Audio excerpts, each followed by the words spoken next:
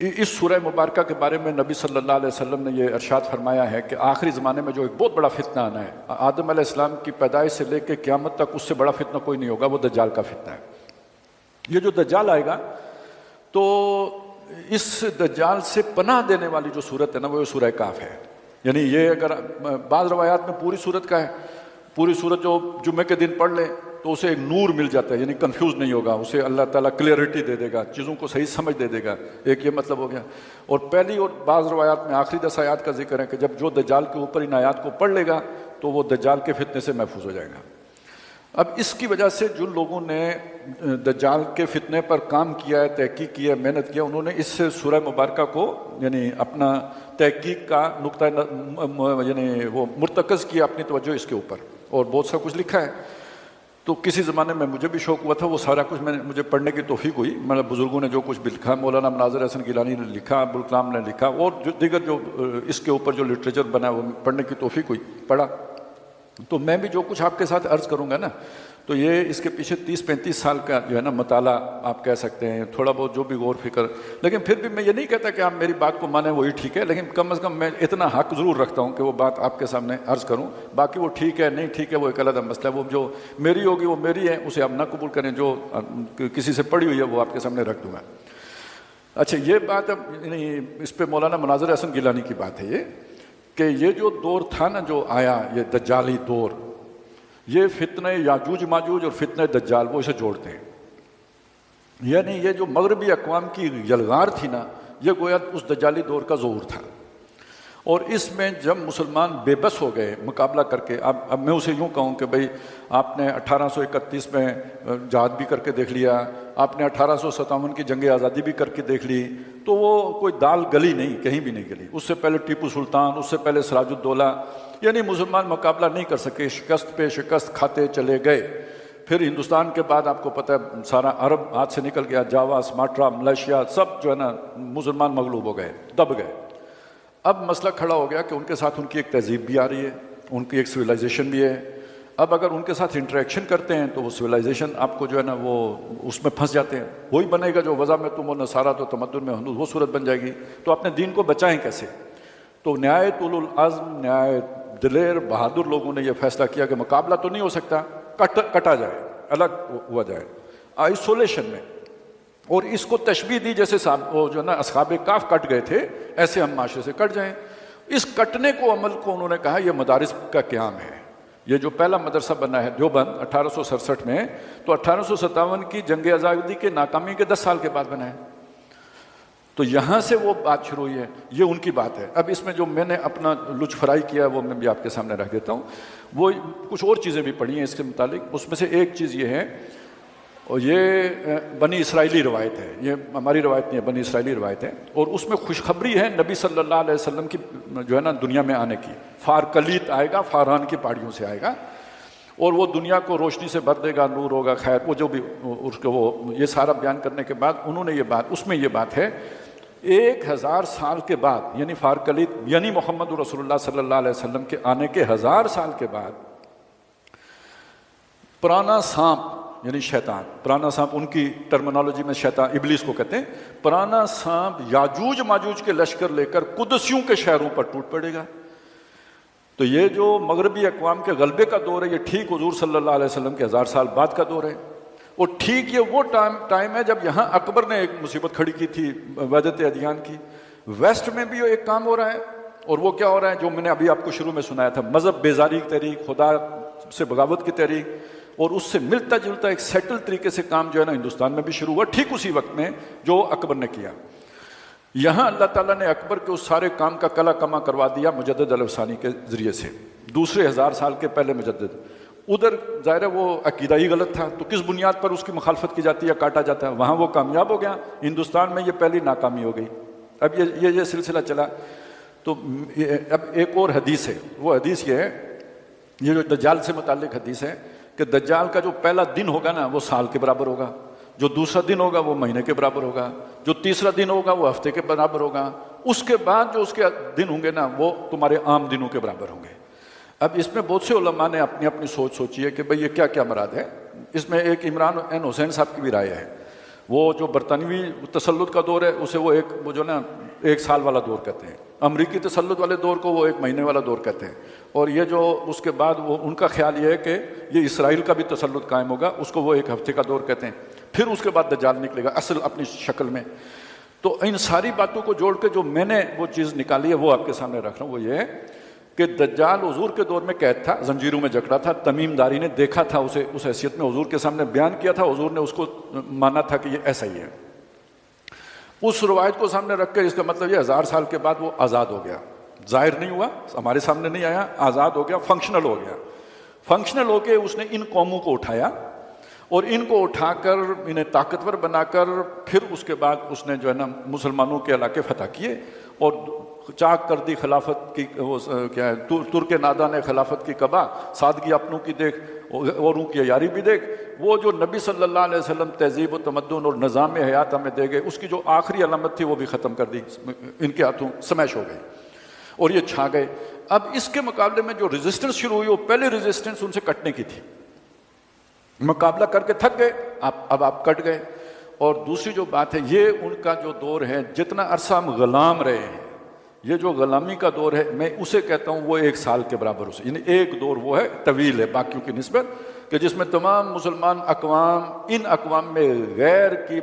نیچے آ گئی، زیر تسلط آ گئی، ان کا قانون، ان کی تہذیب، ان کی تعلیم وہی جو ہے نا وہ عام ہونا شروع ہو گئی، اور مسلمان یعنی اصل اسلام صرف وہاں پہ رہ گیا جو کٹ کے لا تعلق ہو کے دوسری طرف ہو گئے تھے۔ اسی دوران ایک نئی کوشش بھی ہوئی، وہ کوشش یہ تھی کہ اس تہذیب کے ساتھ انٹریکٹ کیا جائے، ان میں بھی کوئی خیر ہوگا وہ ان سے سیکھا جائے، جو ان کا شر ہے اسے چھوڑا جائے اور جو ان کا خیر ہے وہ سیکھا جائے۔ اس میں یہ کوشش جو ابتداءً تھی وہ بہت ہی مروبانہ تھی، جیسے سر سید احمد خان ہے، ان کا تو خیال یہ تھا کہ آپ جو ہے نا اس کو یعنی ہر معاملے میں آپ انگریز بن جائیں، کیونکہ ترقی کا جو ہے نا وہ معیار یہی ہے۔ بلکہ ان کے بارے میں پتہ نہیں اب یہ مذاق کرتے ہیں لوگ، یہ الزام لگاتے ہیں، لیکن کوئی ایسی چیز بھی مجھے پڑھنے کو ملی ہے کہ انہوں نے یہاں تک بھی کہا کہ اگر وہ کھڑے ہو کے پیشاب کرتے ہیں تو اس میں بھی ضرور کوئی وزڈم ہوگی۔ تو یعنی اس حد تک مروبیت تھی یا ان کی مروبیت وہ بیان کی جاتی ہے۔ اب انہوں نے پھر انگریزی پڑھو، انگریزی سیکھو، اس طرف بھی لے کے گئے۔ اس کا فائدہ یہ ہوا کہ مسلمان ان علوم سے واقف ہوئے جن سے جو کہ ان کے ذریعے سے دنیا میں پھیلے تھے۔ آخر اس میں بھی تو کوئی یہ جو میں نے شروع میں بتایا یہ کلمات اللہ کا علم ہے، یہ چیزوں کو جاننا، اللہ کے کلموں کو جاننے کا علم ہے، مخلوق ہے ساری اس کو جاننے کا علم ہے، اس کی نو ہاؤ ہونا کوئی غلط بات تو نہیں ہے۔ آدم علیہ السلام کو اللہ نے وہی علم تو دیا تھا، لہٰذا وہ مسلمانوں کو سیکھنے کا موقع ملا۔ اب اس کے لیے جو ان کی حکمت عملی تھی نا وہ یہ ہے وَلْيَتَلَطَّفْ، وہ جو پہلے تھے وہ تو کنارے کش ہو گئے، پوری ریجیڈیٹی کے ساتھ اپنے دین کے ساتھ وہ جڑ گئے، جم گئے۔ انہوں نے تو یہ بھی کر دیا نا کہ انگریز اگر کرسی پہ بیٹھتا ہے تو ہم کرسی پہ بھی نہیں بیٹھیں گے، انگریز آ کے میز رکھتا ہے تو ہم میز بھی نہیں رکھیں گے۔ وہ جو یہ لاؤڈ سپیکر کا مسئلہ ہوا تھا حرمت کا، وہ اس لیے نہیں کہ وہ کوئی حرام اس معنی میں ہے جیسے خنزیر حرام ہے یا وہ حرام ہے، وہ اس معنی میں وہ کرتے تھے کہ بھئی جیسے ہوتا ہے نا کہ یہ رواج ان کی تہذیب کی ہر شے جو ہے نا وہ چھوڑنی ہے، ہم نے اس تہذیب کے قریب ہی نہیں جانا، ہم نے نہ جو ہے نا وہ کالر وہ والے بنانے ہیں، نہ ہر شے ان کی اس کو منع کرنا ہے، دور رہنا ہے ان سے، یہ کٹنے کا عمل ہے۔ اور کوئی شک نہیں کہ یہ اصحاب کہف کی سنت کے عین مطابق ہے، لیکن اگر ان کے ساتھ کوئی انٹریکٹ کرنے کا معاملہ ہوگا تو وَلْيَتَلَطَّفْ کے بغیر نہیں ہوگا، نرمی پیدا کرنی پڑے گی۔ اب وہ نرمی ہے جو بہت انتہا پہ آپ کو سر سید احمد خان کیا ملے گی، لیکن آپ کو سر سید احمد خان کو بھی دینا پڑے گا وہ کریڈٹ کہ خود اپنی ان کی ذات میں کوئی نرمی نہیں تھی، اتنی لمبی تو کسی عالم دین کی داڑھی نہیں تھی جتنی ان کی تھی، گھر میں ان کے پکے پردہ تھا، بلکہ انگریز نے وائسرائے نے کہا کہ میری جو ہے نا بیوی آپ کے گھر آنا چاہتی ہے، انہوں نے کہا نہیں ہماری عورتیں غیر عورتوں سے بھی پردہ کرتی ہیں۔ اپنی حد تک تو وہ پورے فنڈامنٹلسٹ کہہ لیں یا ریجڈ کہہ لیں یا شدت پسند جو بھی کہہ لیں وہ تھے، لیکن یہ کہ مسلمانوں کے لیے انہوں نے وہ نرمی والا معاملہ کیا۔ اور وہ میں صرف آپ کو یہ بتانا چاہ رہا ہوں کہ اگر اصحاب کہف کی سنت کا پہلو ایک وہ ہے کہ جا کے غار میں بیٹھو، تو انہی اصحاب کہف کو جب کھانے کی ضرورت پیش آئی ہے تو وہ کیا بتا رہے ہیں وَلْيَتَلَطَّفْ۔ اچھا یہ بھی میں نے خود نہیں نکالا ہے، یہ جو ترکی میں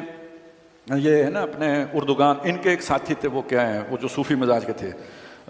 جن کے ساتھ اب بعد میں ان کا پھٹا ہو گیا، پہلے یہ ساتھی تھے، تو یہ ان کا فلسفہ تھا کہ یہ جو ویسٹ کے ساتھ ہمارا رویہ جو ہے نا، یہ جو اصحاب کہف جب سودا لینے گئے تھے تو جو انہوں نے اسٹریٹجی اپنائی تھی وہ ہونا چاہیے، ان کو ہمارا اندر کا فنڈامنٹلزم نظر نہیں آنا چاہیے، اپنی اصل آئیڈینٹی چھپا کے رکھو اور ان کے سامنے ذرا تھوڑا نرم خو ہو کے وہ بنو۔ تو مجھے یہ بات اس لیے زیادہ مجھے سر سید احمد خان کی وجہ سے اتنی پسند نہیں آئی، مجھے یہ بات علامہ اقبال اور قائد اعظم کے حوالے سے پسند آئی ہے۔ میں آپ کو صاف بات بتاؤں، اس لیے کہ بعض انگریز جو ہے نا وہ جو یہ صحافی ہیں انہوں نے یہ باتیں لکھی ہیں، انہوں نے کہا یہ جو قائد اعظم ہے نا اس کو یہ نہ سمجھنا کہ یہ کوئی کوٹ پینٹ کے اندر جو ہے نا کوئی صحیح آدمی بیٹھا ہوا ہے، یہ اسلام کی تلوار سیکولر نیام کے اندر رکھی ہوئی ہے، اسلام کی تلوار سیکولر نیام کے اندر ہے۔ یہ والی بات وہ ہے جو وہ گولن کہہ رہے ہیں، وہ جو اب مجھے نام یاد آ گیا، جو ترکی والے جو صوفی مزاج جو بندے ہیں وہ بالکل سیم یہی بات کہہ رہے ہیں، اور یہ شخصیت اس سے پہلے قائد اعظم کی صورت میں گزر چکی ہے۔ تو وہ اصحاب کہف کی ایک سنت وہ ہے اور ایک یہ ہے، ان دونوں کا میں آپ کو اپنی اپنی جگہ پہ فائدہ بتاؤں گا، ابھی بس آپ اتنی بات نوٹ کر لیں، یہ اس عمل کو ذہن میں رکھیں کہ وہ جو دجال کا ایک دور وہ ہے جو پوری غلامی کا دور ہے، اور اس غلامی کے دور میں اس دجالی فورسز کے وہ خود سامنے نہیں آیا، یہ اس کی فورسز تھی، ان کے مقابلے میں جو مسلمانوں کی حکمت عملی تھی وہ دو تھی، ایک حکمت عملی کٹنے کی تھی، اس کٹنے کی حکمت عملی نے ہمارا دین ایمان عقیدہ برقرار رکھا، نہیں تو سارا ختم ہو جاتا، اور یہ جو ولیتلطف کی حکمت عملی تھی اس نے بالآخر جب آزادی نصیب ہوئی ہے تو ہمیں آزاد ملک بنانے کی ایک علیحدہ جو ہے نا وہ ایک چھت فراہم کی کہ جو ہماری حفاظت کا باعث بن گیا، یہ اس کی اپنا فائدہ ہوا، یہ دونوں حکمت عملیاں ساتھ ساتھ چلی ہیں اور ان کو آپ اوائڈ نہیں کر سکتے، یہ دو سکول آف تھاٹ ہیں، اگر ادھر جو ہے نا وہ دیوبند تھا تو آج وہ دیوبند مدارس ہیں، اس میں سارے مدارس آ جائیں گے، کیا اہل حدیثوں کے کیا بریلویوں کے، وہ سارا ایک ہی شے بن جائے گی، اور دوسری طرف جو سر سید احمد خان ہے تو یہ علی گڑھ یونیورسٹی اور تمام جدید تعلیم کے ادارے پھر اس کے ساتھ جڑ جائیں گے، یہ دو دھارے ہیں جو ہمارے ہاں چل پڑے، اس نے دو شخصیتیں وجود میں آئی ہیں،